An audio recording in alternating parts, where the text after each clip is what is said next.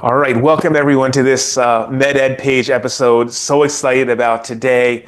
Today I'm going to be interviewing actually a medical student and R1 in radiology residency, all about professional societies and why they're crucial in helping people achieve their dreams. So we have Bryant Chang, who's a fourth year medical student at Drexel University, and we have Tina Chatterjee, who's a R1 first year radiology resident at Mount Auburn. So really excited to be here. How are you guys doing today? I'm doing well. Doing Happy great. to be here. Awesome, awesome. So let's dive into it. I think professional societies are so crucial for, medical students and radiology residents. And I think there's so much that people don't know about it, and so much that medical students don't know about it. And there's so much value to these. So, just to kind of start out, Brian, like what professional societies are there for radiology?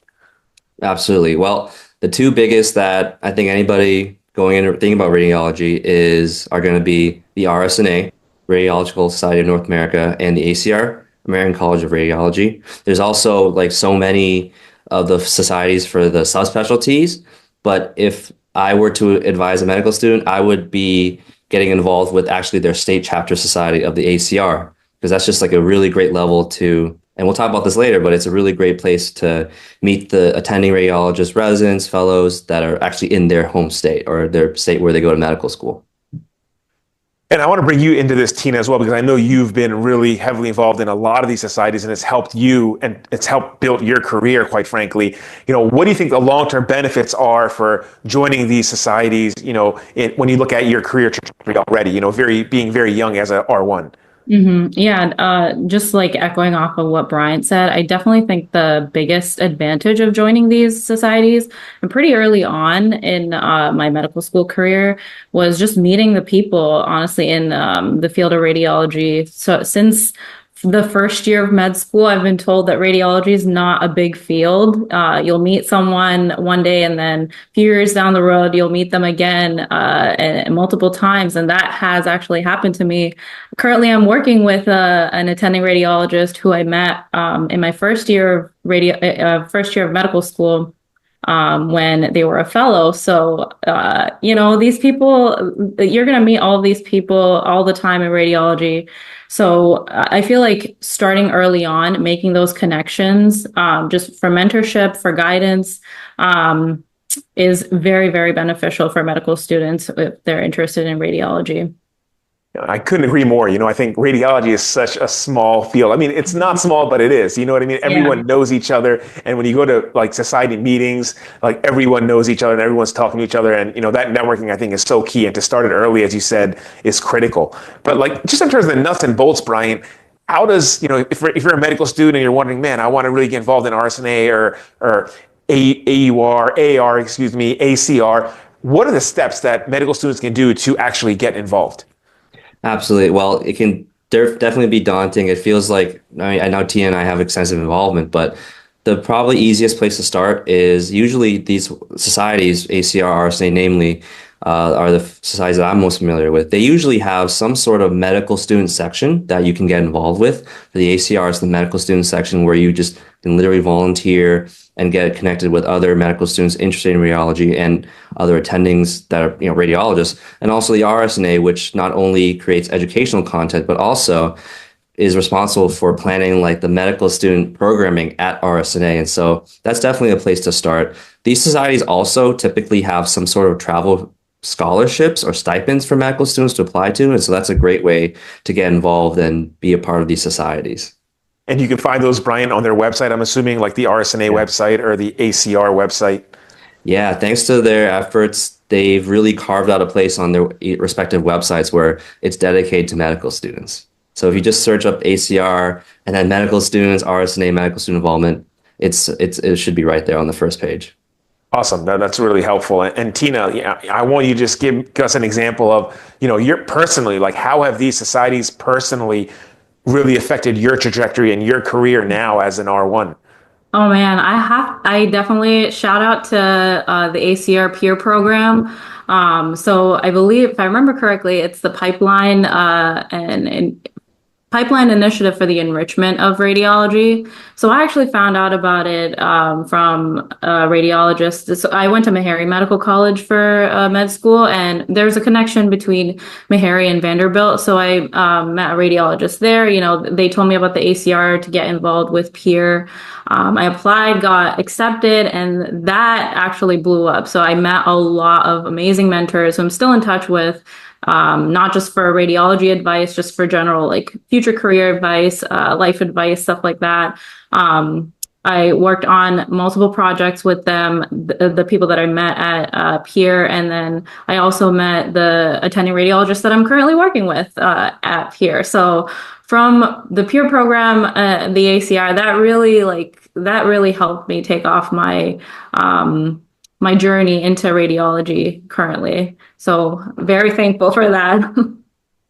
And speaking of mentors, Tina, I think mentors are crucial. I mean, they're critical in having success. I mean, if I think about, absolutely. I mean, I think about myself, like I'd be nowhere if there weren't people that, you know, kind of took me, you know, by the shoulder and, you know, just help me and allow me to reach my potential. Bryant, you know, how do these societies allow you to, you know, have access to mentors, and what qualities do you seek out for mentors? Absolutely. So I think these societies really are aware that mentorship, sponsorship is such an integral part of not just, you know, getting into radiology and, you know, applying to residency and all that, but just career development and just personal development. And luckily, they recognize this need, and both the ACR and the RSNA, I keep saying these, but all the other societies like AUR, APDR, they all have their own mentorship programs where it's oftentimes you just sign up for a mentorship program, whether it's for the conference. I know that the ACR, for example, they have a program where you can sign up to be a mentee, and they'll pair you with a mentor where your geographic or interests align, and you'll have that mentor right there. And not only for the conference, but also longitudinally. This is a plug for my home medical state, home state where I go to medical school, the Pennsylvania Radiological Society. We created an initiative where we had a brand new program that pairs mentees and mentors. So residents, fellows, attendings, radiologists in Pennsylvania with students going to school in Pennsylvania. And that's a huge benefit for us, especially those that go to schools without a home radiology program where they might not have as easy access to radiologists. And now in terms of what to look for in a mentor, I think the most important thing is a mentor that is willing to engage with you, but also probably is willing to set expectations and this is really more on the part of the mentee, where you set expectations of what you want out of this relationship so that the mentor knows to sort of tailor their own approach and guidance to how they're advising you or letting you know of these opportunities and giving you the chance to really, you know, develop yourself professionally in radiology. And Tina, I'm curious to hear your perspective on that. Like what qualities do you look for in a mentor, or did you look for in the mentors that you've had? I definitely agree with what Bryant said regarding setting like goals for the relationship. You know, when you're starting off, you're a little medical student, you don't really know what you're interested in. So having that guidance, just in a field like radiology where students really don't have much exposure, or even early on in medical school, I feel like having a goal of whether it's like research or whether it's just simply getting better at reading images as a medical student for very common pathologies, having that goal and setting it with your mentor, I think goes a long way in terms of that relationship. And we actually did that. So the mentors that I had, that I am in touch with from Peer, we had like Zoom meetings, and then my mentors would set asks for me to do, and they didn't have to be all radiology related. At least when I was in medical school, they were just, you know, like tips on how to study. And then like I like to draw, so they helped me incorporate like my artwork and my hobbies into my study planning. So I would draw like anatomical drawings and stuff like that. So I definitely agree setting those goals for that relationship is very important. Yeah, I love how these mentors use your interests to kind of Mhm. propel you even forward. I think that that's the beauty of mentorship. But speaking of these societies, they're not just all about networking and talking to each other. You can actually grow professionally, and I think that's a critical part of it too, Brian. Like, Yeah. what leadership opportunities are there in these professional societies? Absolutely. I think right now is a really great time to be involved in these societies because they've really built out these spaces and platforms for medical students to get involved with leadership. For example, the ACR, they had, when they just started, they were a subsection of the resident and fellow section, but because there's been so much involvement and really just great development of like events, planning, and programming at the ACR, they've been elevated to a full section of the College of Radiology, which is really fantastic. That's a leadership role right there. And I know that speaking with just within the ACR, there's a leadership for all these different committees that you can become part of. Tina and I were both fortunate to be part of that. There's like an education subcommittee where you create all these really terrific learning opportunities for your fellow peers and medical students. There's a health and innovation technology subcommittee. There's a DEI committee. There's the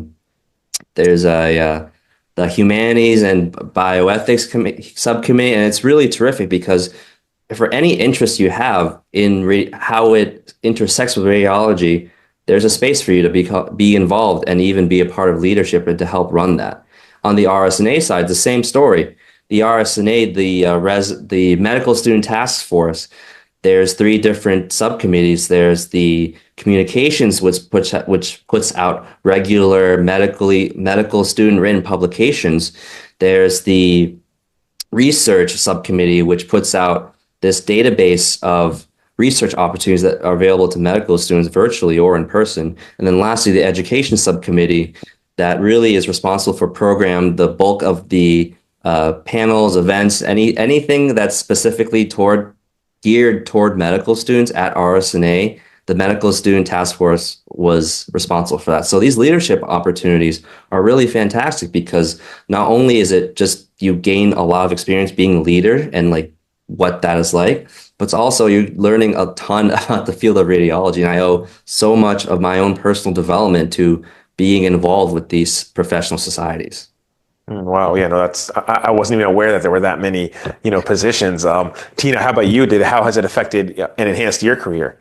Yeah, so honestly, going back to here, that's where I met a lot of the people that I know now. And as Bryant said, we worked together on a subcommittee in the ACR. So I worked with another colleague of mine, Ryan Morrison, who's also a radiology resident. We actually created the first virtual medical student symposium back in 2020 as a part of the ACR medical student subcommittee, and it was a great hit. We contacted multiple radiologists across the country, invited them to speak on their respective specialties, and then it was a nice platform to allow medical students to show their cases as well. And then we had a fun virtual escape room activity, and I'm very glad to actually, like a few months ago, I learned it's still happening. So that's wonderful to know that we started something and it's been going on. It's been helping lots of medical students just learn about the field of radiology and get opportunities to share their work as well, especially for those medical students who don't really have a home radiology program or a big department where they can reach out to radiologists easily.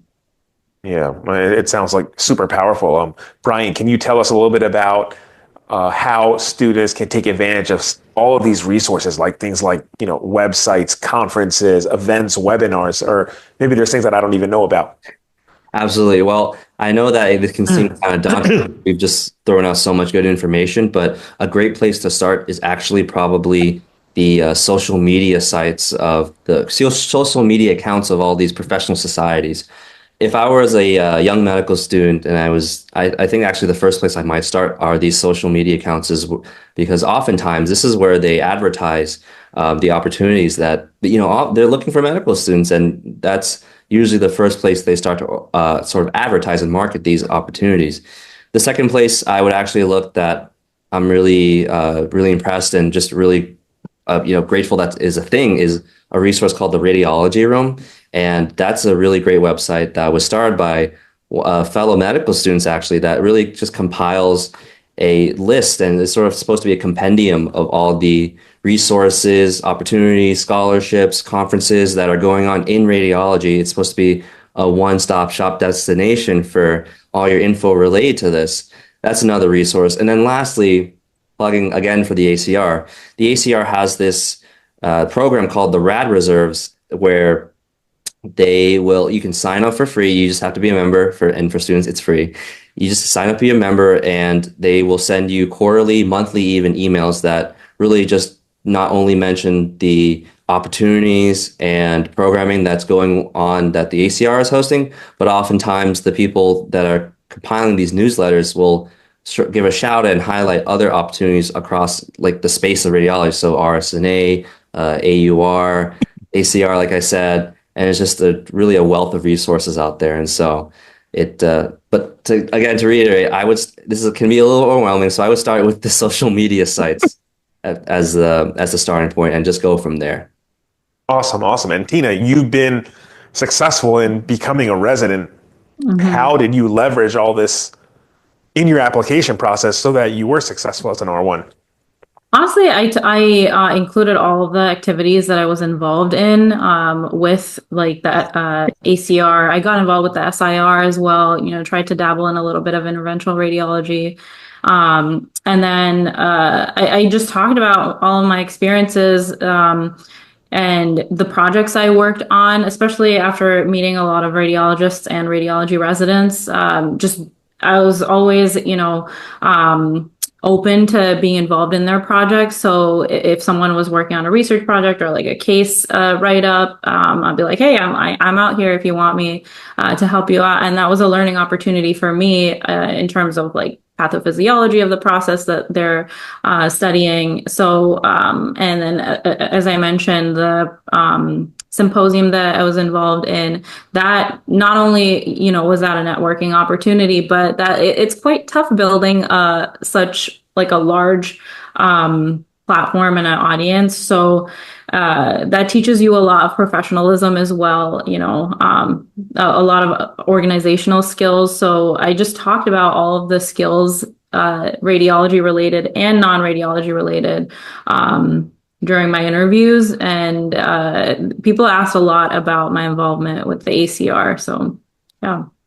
That's awesome. I think there's so many opportunities for you to contribute. I mean, there's like the supplemental application where you can talk about, what meaningful things that you've done. You're obviously in your CV and your leadership expertise. I mean, there's just your personal statement. I mean, there's so much that you can do, based on what you've leveraged from these professional societies, which is pretty awesome. Just to kind of close, and I want to ask both of you the exact same question. What do you want people to know? What do you want medical students, residents to know about these professional societies? Because there's a lot of people that aren't involved in these. I would say the vast majority of medical students, even residents, aren't really involved in these professional societies. What do you want to tell them?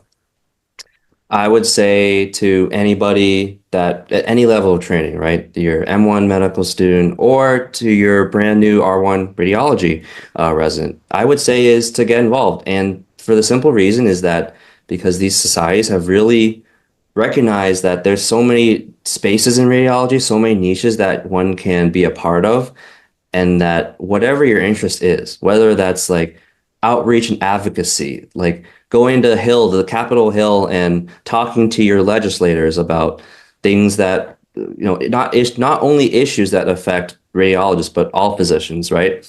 Outreach and advocacy. There is a specific subcommittee that is related to AI and machine learning and all these types of things. AI, sustainability, there's even so many spaces for you to become involved in. I would say the hardest step often can be the first step can be the hardest step, but it's just really getting involved. And it can be overwhelming, like I said, but it's such a rewarding experience being part of these societies and professional organizations, because you're able to find people like you that share the same interests. And, honestly, at the end of the day, not only is it a great way to like network and meet your future colleagues, but it's just something that's been so rewarding and immensely satisfying for me. And I'm sure for anybody interested watching this video would greatly benefit them.